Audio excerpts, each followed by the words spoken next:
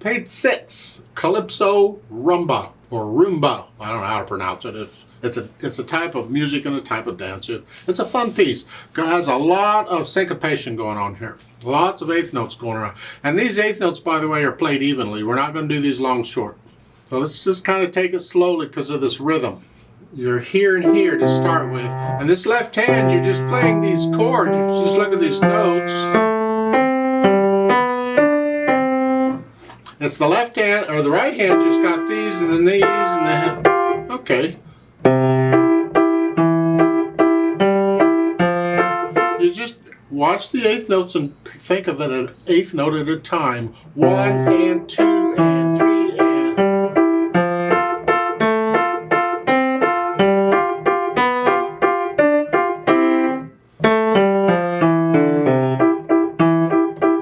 So forth. Second line, second ending here. Now, fourth finger and then second.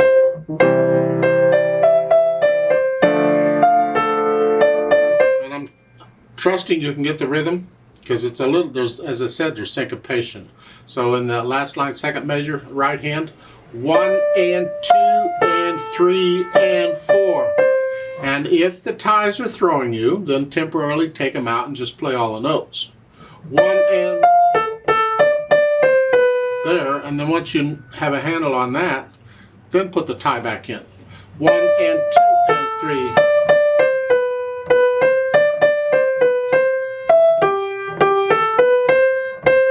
The rhythm is all over the place. And for the most part, that's actually the whole piece. It's rather repetitious. As far as the articulation goes, they have accents.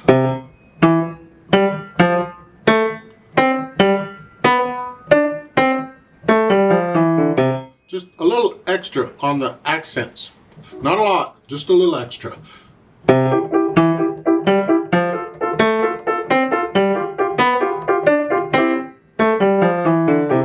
Now they don't really give you a lot of articulation as far as the melody goes. When you get down, you see at the end of the second line, at the end of the second ending, there's a double bar.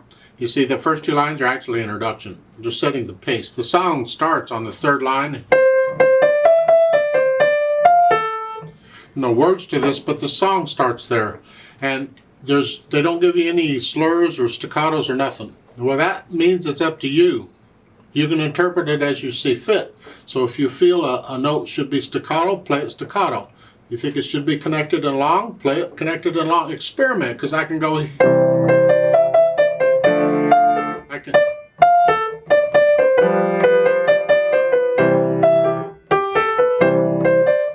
That's interpretation. First, you learn it all connected, get it all out of the way, and then you can experiment with and try different things. Try it long one time here at that's the last line on page 6. And try it staccato.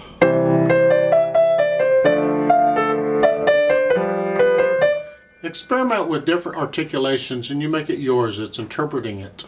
That's one of the beauties of music is different people will play it differently and nobody is wrong. It's fine. As long as you don't violate what the music is telling you to do, go for it.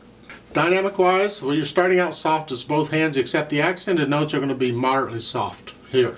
And then you have a crescendo. See that long hairpin goes into the first ending, which is loud. So you're going to go from soft to loud, but don't get loud until the first ending. So pace it out. So the first measure, I'm going to stay soft. Next measure, I'm going to go up just a little bit to moderately soft. And then the second line, now moderately loud. Loud. And then go back down. Soft. A little louder. Louder. And then the last line, MF-F. So the first time you play it, you're moderately loud. And this is the right hand. These chords need to be soft. They're background, keep them out of the way. And when you repeat it, go look on page 7, second line, first ending. You're going to go from, they're saying moderately loud to loud here. Up to loud. I suggest you finish it, the measure before the first ending, kind of finish it more like a moderately soft. Come down a little bit. You're finishing a phrase, and then from that point on, you lift, now crescendo.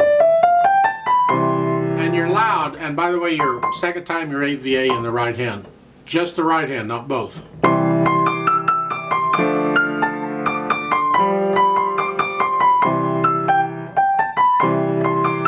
So forth. Second ending there on page 7, you come back down. And this is like it was in the introduction. This is like a coda. You see the double bars at the end of the second line? The piece is over. Now we're going to a new section, and this is like a coda or a tag or an afterthought. And it's like the introduction is what it is. Same dynamics and everything. Speed-wise, well, I get a little carried away because I have fun with this. Andante moderato, if I could talk, is a casual moderate speed. Not slow, it's the feel of it.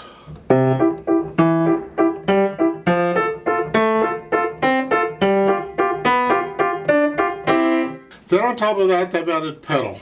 Well, in my opinion, you don't need pedal on this piece. You can play it just fine. Pedal tends to cover up any staccatos you got going or whatever, so you have to be careful with the pedal. But this book, like a lot of method books, they keep the pedaling pretty simple for you. And the pedaling indications are just suggestions. They're not absolutes. I mean, your teacher may consider them absolutes. That's between you and your teacher. I'm telling you, they're just suggestions. Anything I tell you about pedaling is just a suggestion.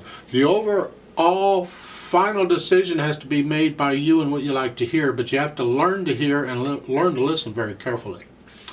So here it's going to be overlapping pedal. If I pedal it the way they're showing, this is what happens. Overlapping pedal means the pedal goes down after I play the notes.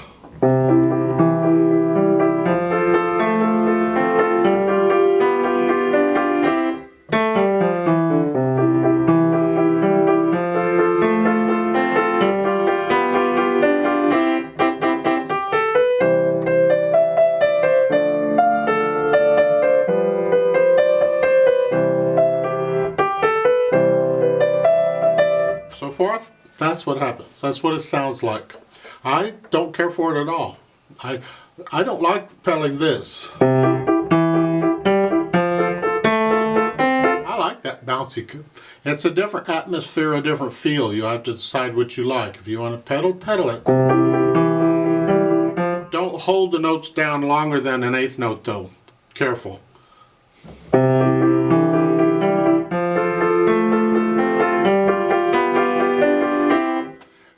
When the song starts, I don't like this pedal at all. I like a nice clean sound, and this just muddles it up.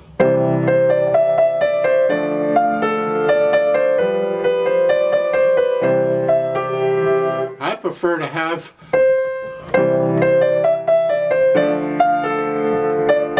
I just prefer not to pedal it at all. I really would. I like the clean sound. I'll leave that between you and your teacher on how you pedal it. But I would perform, and don't copy me please. I hesitate performing these for people because then they just copy. You need to make it yours. You figure it out first and then listen to me or other people play it. And hopefully I play it different than other people. I'm pretty sure I do. But that's the idea. You got to make it yours. That's all.